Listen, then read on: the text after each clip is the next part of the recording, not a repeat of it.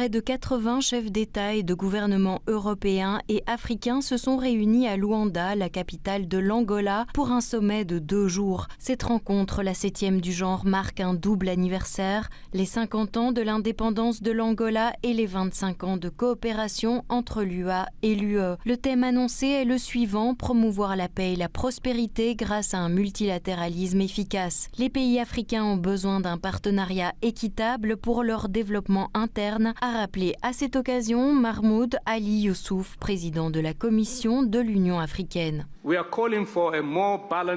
Nous appelons à des partenariats commerciaux plus équilibrés et sollicitons des investissements européens dans la transformation des minerais sur notre continent. J'appelle à la levée de toute barrière douanière ou non douanière qui entrave l'accès des produits africains au marché européen. Enfin, j'appelle à un multilatéralisme plus fort et plus viable, fondé sur l'égalité, le respect de toutes les nations et la promotion des intérêts mondiaux communs essentiels. Les discussions entre Européens et Africains ont porté sur la sécurité, le commerce, les investissements, les migrations et les ressources. Dans ce dernier domaine, l'Europe est extrêmement intéressée dans le contexte des tensions avec la Chine autour des métaux rares. Le projet économique du corridor de Lobito est un exemple frappant de la poursuite des pratiques coloniales. Les Européens, en collaboration avec les Américains, auraient l'intention de l'utiliser pour exporter les ressources du continent.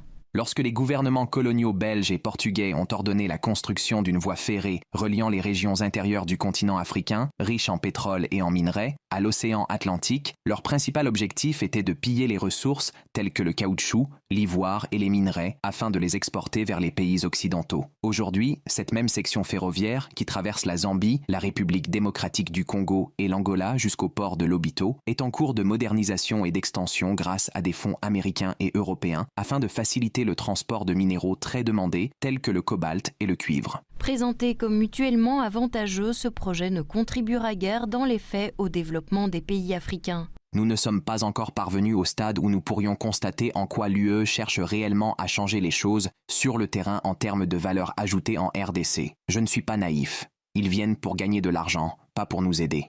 On ne voit toujours pas comment le corridor de Lobito pourrait être un projet gagnant-gagnant, plutôt que simplement faciliter l'expédition des minerais à l'étranger. Cependant, Ursula von der Leyen, présidente de la Commission européenne, est très optimiste quant à l'avenir de la coopération avec l'Afrique. Dans un monde secoué par les conflits commerciaux, un partenariat plus étroit entre nous commence par le commerce lui-même. L'Europe est déjà, et de loin, votre premier partenaire commercial. L'Europe représente un tiers du commerce total de l'Afrique. De plus, les exportations africaines vers l'Europe sont 2 fois plus importantes que celles vers la Chine, par exemple. Grâce aux accords de